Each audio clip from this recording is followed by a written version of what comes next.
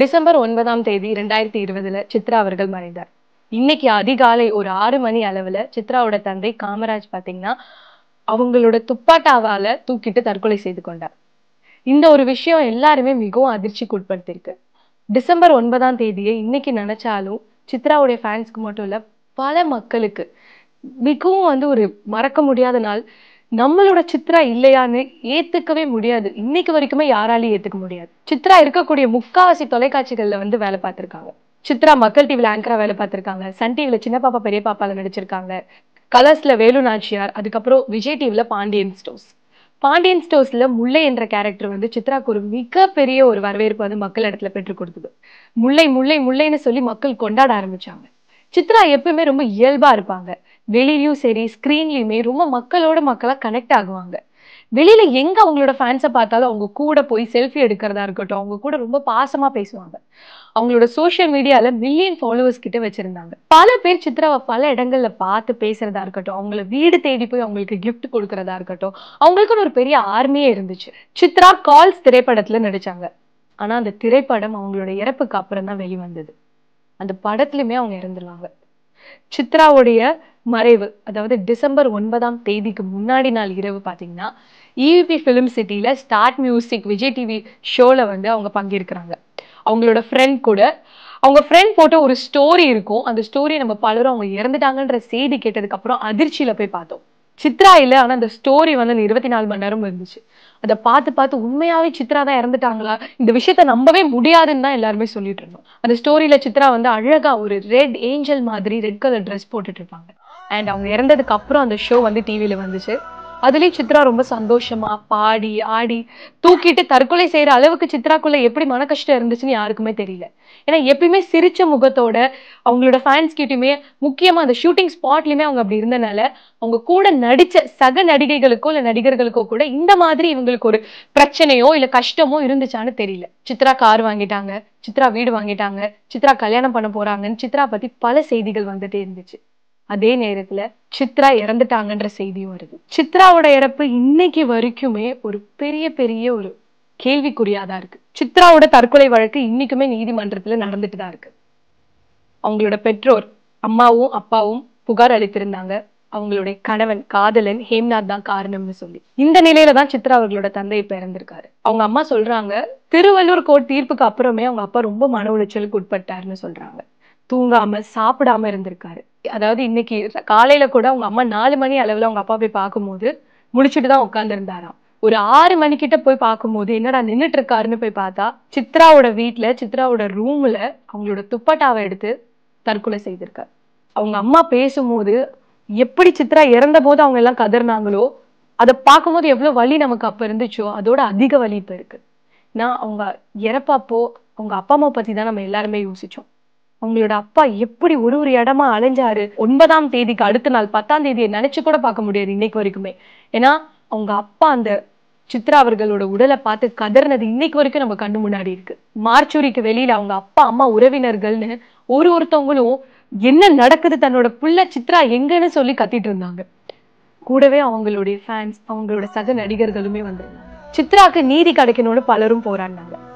சித்ராவோட இறப்பு தற்கொலை இல்லைன்னு சொல்லி பலரும் சொன்னாங்க. விஜய் டிவில ஸ்டார்ட் மியூசிக் ஷோ முடிச்சுட்டு நசரத் பேட்டையில ஒரு தனியார் விடுதியில தான் சித்ரா அன்னைக்கு இரவு போய் தங்கினாங்க. காலையில எல்லா தொலைக்காட்சிகளிலும் சின்ன திரை நடிகை சித்ரா தூக்கிட்டு தற்கொலைன்னு ஒரு செய்தி வருது. அவர்களுடைய கணவன் ஹேம்நாத் தான் கூட இருந்திருக்காரு. அவர்கிட்ட என்ன நடந்துச்சுன்னு கேட்கும்போது குளிக்கிறேன்னு சொல்லிட்டு ரூம் போய் லாக் பண்ணிட்டாங்க. நான் வெளியில இருந்தேன், திருப்பி வரும்போது ரூம் லாக் பண்ணி இருந்துச்சு. தட்ட திறக்கல. அதுக்கப்புறம் நாங்க இருக்க ஆட்களை வச்சு வேற ஒரு கீயை வச்சு திறந்து பார்க்கும்போது அவங்க தூக்கிட்டு அந்த நிலையில இருந்தாங்கன்னு சொல்றாரு. இதுக்கு இடையில என்ன நடந்துச்சு, அந்த ரூம்ல அந்த பெட்டுக்கும் அந்த ஃபேனுக்கும் உள்ள இடைவெளி நிறைய இருக்குன்னு சொல்லி இந்த மாதிரி பல அதிர்ச்சியான கேள்விகள் இருக்கு. அதுக்கான பதில் கிடைச்சிருச்சானா இன்னைக்கு வரைக்கும் அதுவும் ஒரு கேள்வியா தான் இருக்கு. சித்ராவோட இறப்புல இவ்வளவு மர்மங்கள் இருக்கு. அதை தொடர்ந்து இன்னைக்கு அவங்களோட அப்பா எவ்வளவு மன உளைச்சலுக்கு உட்படுத்திருந்தா இன்னைக்கு அவர் தூக்கிட்டு தற்கொலை செய்திருப்பார். ஒரு ஆண் புள்ள மாதிரி வளர்த்தோம் சித்ராவன்னு சொல்றாங்க. எங்களோட வீட்டுக்கு எங்களோட கஷ்ட காலத்துல இருந்து எங்களை எல்லாத்துலயுமே எங்க கூட நின்று இன்னைக்கு எங்களை முன்னாடி கொண்டுட்டு வந்ததுன்னா அது சித்ரா தான்னு சொல்றாங்க. அவங்களோட தந்தை காமராஜுக்கு இப்ப 64 வயசு. சித்ரா அவங்களோட அப்பாக்கும் அம்மாக்கும் 60வது கல்யாணம் செய்து வச்சாங்க. சித்ராவுடைய என்கேஜ்மெண்ட் நடந்துச்சு. அதுவுமே யாருக்கும் தெரியாம ரொம்ப பிரைவேட்டா தான் நடந்துச்சு. பிப்ரவரி 2021 திருமணம் நடக்க இருந்துச்சு. இதுக்கு இடையில தான் டிசம்பர்ல இப்படி நடந்துச்சு. சித்ராக்கு என்ன நடந்துச்சுன்னு தெரியல. அதே மாதிரி இன்னைக்கு அவங்களோட தந்தையோட இறப்பு ஒரு மகளை பிரிந்து எப்படி தந்தையால வாழ முடியும்? நீ எங்க இருக்கியோ அங்கேயே நானும் வந்துடுறேன்ற மாதிரி அவங்க அப்பாவோட செயல் இன்னைக்கு இருக்கு. இது எல்லாத்த விட அதிக வலி சித்ராவோட அம்மாக்கு இருக்கும். தற்கொலை எதற்குமே பதில் இல்ல. சித்ராக்காக இன்னும் இருந்து அவர் போராடி இருக்கலாம். உண்மையா சித்ராக்கு என்ன நடந்துச்சுன்றத அவர் வெளியில கொண்டுட்டு வந்து அவங்களுக்கு ஒரு நீதியை வாங்கி கொடுத்திருக்கலாம். சித்ராவோட தந்தை ஒரு போலீஸ் ஆபீசர்.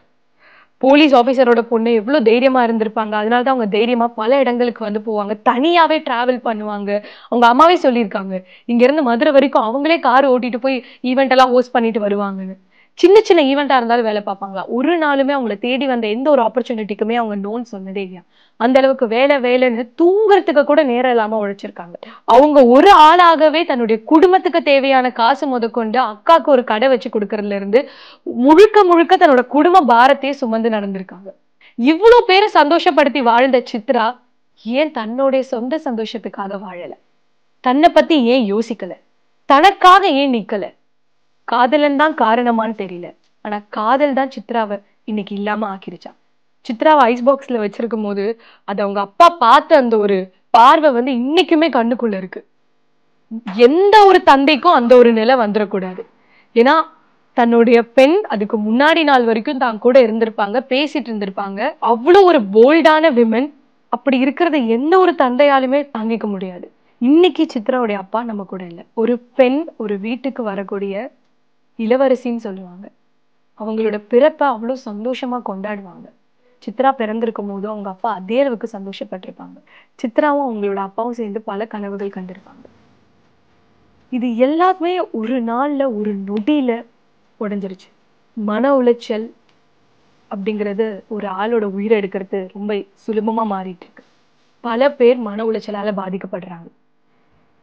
வாழ்க்கையில எந்த அளவுக்கு உடல் நலம் முக்கியமோ அந்த அளவுக்கு மனநலமும் முக்கியம். உங்களுக்கு மன ரீதியாக எந்த ஒரு கஷ்டங்களோ துன்பமோ இல்ல மன உளைச்சலோ இருந்தா உடனே இந்த நம்பருக்கு கால் பண்ணி பேசுங்க. தற்கொலை எந்த ஒரு சூழ்நிலைக்கோ எந்த ஒரு வேதனைக்கோ முடிவா இருக்காது. சித்ராவோட கதை பல பேருக்கு ஒரு எடுத்துக்காட்டா இருக்கும். நீங்க தவறான ஏதோ ஒரு பொருளையோ இல்ல ஏதோ ஒரு இடத்துக்கு போயிட்டீங்கனாலோ அதை எங்க எடுத்தீங்களோ அதே இடத்துல அப்படியே விட்டுட்டு திரும்பி பார்க்காம வந்துருங்க. உங்களோட வாழ்க்கை தான் முதல்ல முக்கியம். அவ என்ன சொல்லுவான், இவன் என்ன சொல்லுவான், யார் என்ன பேசுவாங்கலாம் நினைக்கவே நினைக்காதீங்க. உங்களுக்கு அது ஆபத்து தரக்கூடிய விஷயமா இருந்தா அது கோடி ரூபாய் லாஸ் ஆனாலும் பரவாயில்ல, அதை வேண்டான்னு சொல்லி வந்துருங்க. நம்மளோட வாழ்க்கை தான் முக்கியம், உயிர் தான் முக்கியம். சித்ராவோட அம்மா வீடு சுடுகாடு ஆயிடுச்சுன்னு கதறிட்டு இருக்காங்க. ஹேம்நாத் தான் முழுக்க முழுக்க காரணம்னு சொல்லி இன்னைக்கும் அவங்க அம்மா சொல்றாங்க. ஹேம்நாத் வெயில வெளில வந்ததுக்கு அப்புறம் தான் அவங்க அப்பாவுக்கு இன்னும் மன உளைச்சல் அதிகமாச்சுன்னு அவங்க அம்மா சொல்றாங்க. தன்னுடைய பொண்ணோட இறப்புக்கான அந்த நீதி கிடைக்கலன்னு அவங்க அப்பா ரொம்ப கஷ்டப்பட்டிருக்காரு. சின்ன சின்னதா சம்பாரிச்சு ரொம்ப கஷ்டப்பட்டு கட்டின வீடுதான் திருவான்மியூர்ல இருக்க சித்ராவுடைய வீடு. அந்த வீட்டுல சித்ராவுடைய அறையில இன்னைக்கு அவர் தூக்கிட்டு தற்கொலை செய்து கொண்டார். எவ்வளவு ஆசையா கனவா இந்த வீடை கட்டியிருப்பாங்க. ஆனா இன்னைக்கு அந்த வீடு சுடுகாடா ஆயிடுச்சுன்னு சித்ராவுடைய அம்மா கதறாங்க.